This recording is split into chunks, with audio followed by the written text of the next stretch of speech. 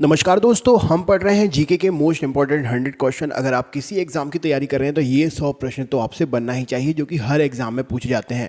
चलिए शुरू करते हैं।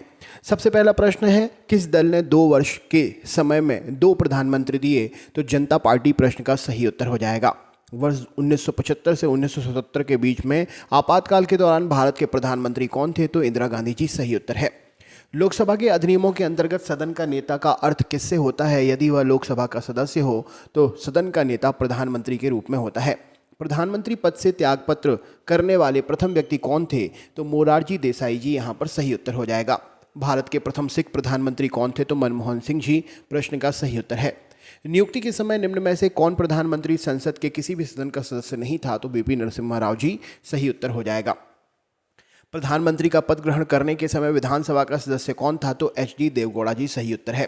इंदिरा गांधी दूसरी अवधि के लिए प्रधानमंत्री कब बनी थी? तो 1980 से 84 के बीच सही उत्तर हो जाएगा।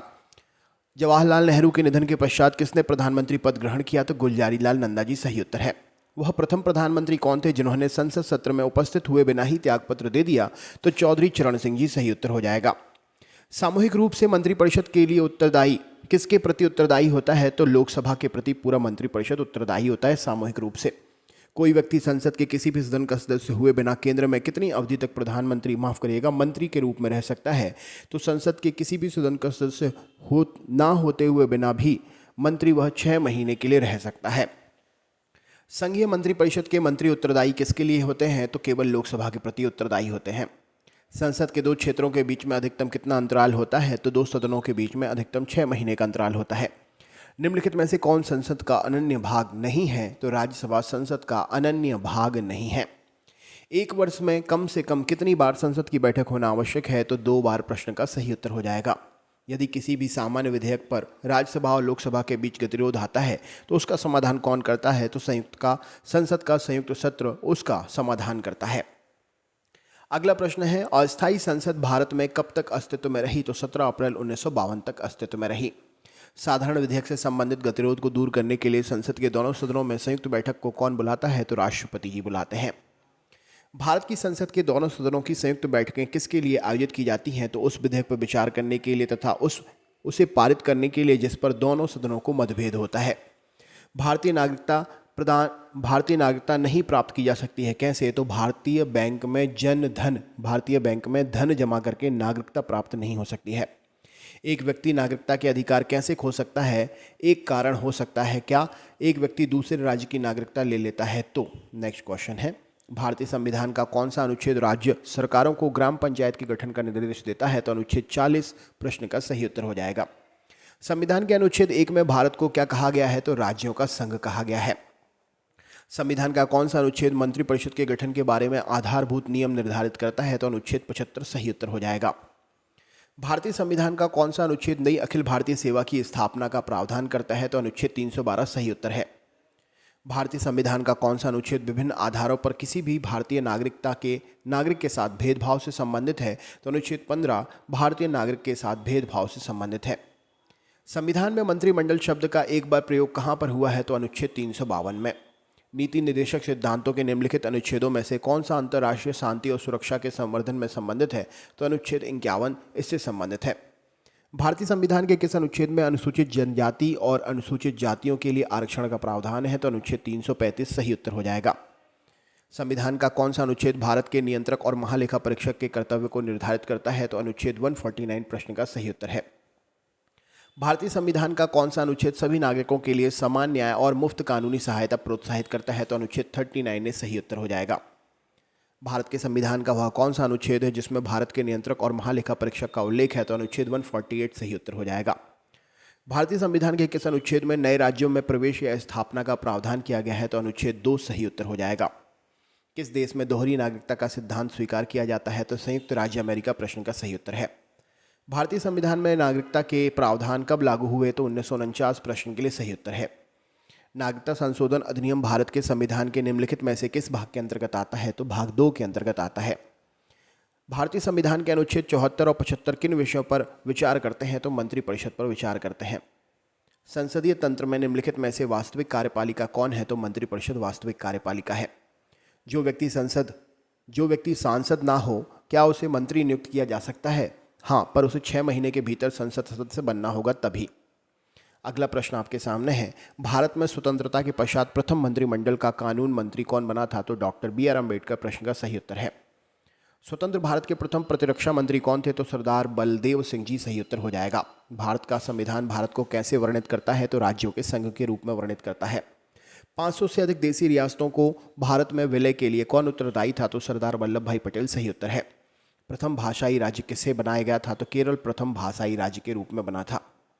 माफ़ करिएगा, आंध्र प्रदेश प्रथम भाषाई राज्य के रूप में बना था। ये ऑप्शन थे, मैंने डायरेक्ट आंसर लिखा है। प्रथम भाषाई राज्य किसे बनाया गया था? तो आंध्र प्रदेश। 1956 में राज्य पुनर्गठन अधिनियम द्वारा कितने राज्य और संघीय क्षेत्रों की स्थापना की गई? तो 14 राज्य और 6 संघीय क्षेत्रों की स्थापना की गई। निम्नलिखित में से किस केंद्र शासित प्रदेश को आंशिक राज्य का दर्जा दिया गया? तो पौंडीचेरी प्रश्न का सही उत्तर हो जाएगा। अगला प्रश्न देखते हैं, निम्नलिखित में से किस वर्ष सिक्किम को राज्य का दर्जा दिया गया था? तो 1975 सही उत्तर है। संवैधानिक प्रावधानों के अनुसार राज्यों की सीमाओं को बदलने के लिए किसकी सहमति की आवश्यकता होती है? तो राज्य की नहीं, संसद की सहमति होती है। मध्य प्रदेश राज्य का गठन कब हुआ था? तो 1 नवंबर 1956 सही उत्तर है। निम्नलिखित में से कौन से व्यक्ति ने स्वतंत्र भारत के प्रथम गृह मंत्री के रूप में कार्य किया है? तो सरदार वल्लभ भाई पटेल सही उत्तर हो जाएगा। किस दल ने 2 वर्ष के समय में 2 प्रधानमंत्री दिए? तो जनता दल यहाँ पर सही उत्तर हो जाएगा। निम्नलिखित में से कौन सा भारत के प्रशासन पर विधायी नियंत्रण का एक साधन नहीं है? तो संसद का विघटन भारत के प्रशासन पर विधायी नियंत्रण का एक साधन नहीं है। किस संवैधानिक संशोधन अधिनियम द्वारा संविधान में मूल कर्तव्यों को सम्मिलित किया गया? तो 42वां संविधान संशोधन सही उत्तर हो जाएगा। मौलिक कर्तव्यों को निर्धारित कैसे किया गया है? तो 42वें संविधान संशोधन के द्वारा।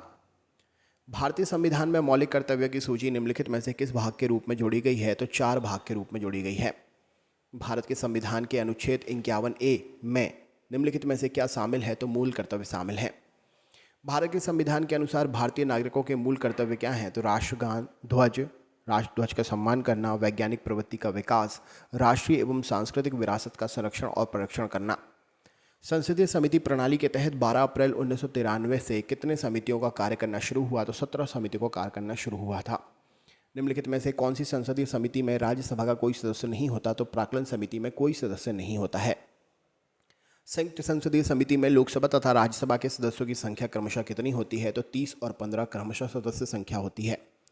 कौन सा सार्वजनिक व्यय पर संसदीय नियंत्रण का अंग नहीं है? तो भारत का नियंत्रक एवं महालेखा परीक्षक प्रश्न का सही उत्तर हो जाएगा। लोक लेखा समिति में कितने सदस्य होते हैं? तो 22 सदस्य होते हैं। कौन विषयगत समिति है? तो कृषि समिति, पर्यावरण समिति, वन समिति, विज्ञान और प्रौद्योगिकी समिति विषयगत समिति है। सामूहिक रूप से मंत्रिपरिषद किसके प्रति उत्तरदायी होता है? तो लोकसभा के प्रति उत्तरदायी होता है। सार्वजनिक लोक लेखा समिति में राज्यसभा के कितने सदस्य होते हैं? तो 7 सदस्य होते हैं। किन राज्यों में साझा उच्च न्यायालय है? तो महाराष्ट्र और गोवा में साझा उच्च न्यायालय है। अंडमान और निकोबार द्वीप पर निम्नलिखित में से उच्च न्यायालयों में से किस एक का क्षेत्राधिकार है? तो कलकत्ता उच्च न्यायालय का क्षेत्राधिकार अंडमान और निकोबार द्वीप पर है। भारत के 25 उच्च न्यायालयों में से किसकी स्थापना सबसे बाद में हुई है? तो आंध्र प्रदेश उच्च न्यायालय की स्थापना सबसे बाद में हुई है। उत्तराखंड उच्च न्यायालय की स्थापना कहाँ पर की गई है? तो नैनीताल प्रश्न का सही उत्तर हो जाएगा। 2 या 2 से अधिक राज्यों के लिए उच्च न्यायालय की स्थापना किसके द्वारा की जा सकती है? तो संसद द्वारा पारित कानून के द्वारा स्थापना हो सकती है।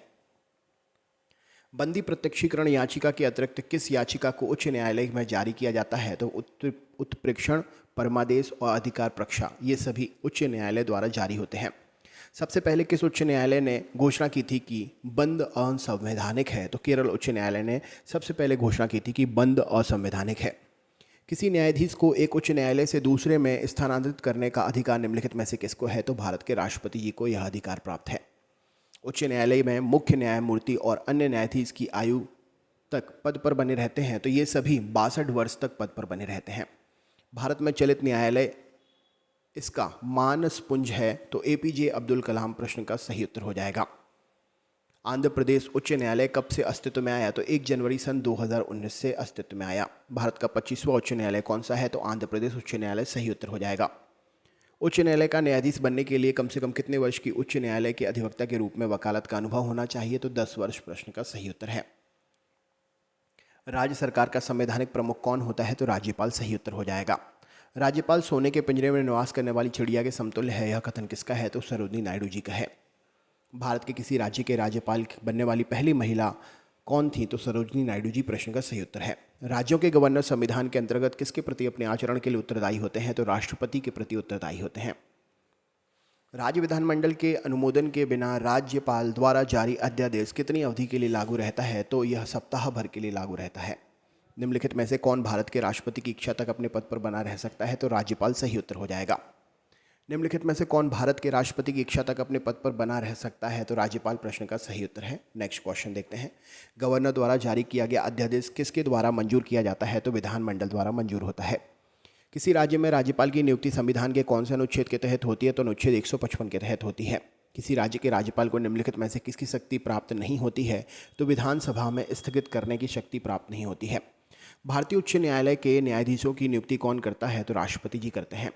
दो या दो से अधिक राज्यों के बीच किसी विवाद को मामले को निर्णय लेने के लिए उच्च न्यायालय की शक्ति क्या कहलाती है? तो इसे आरंभिक अधिकारिता कहते हैं।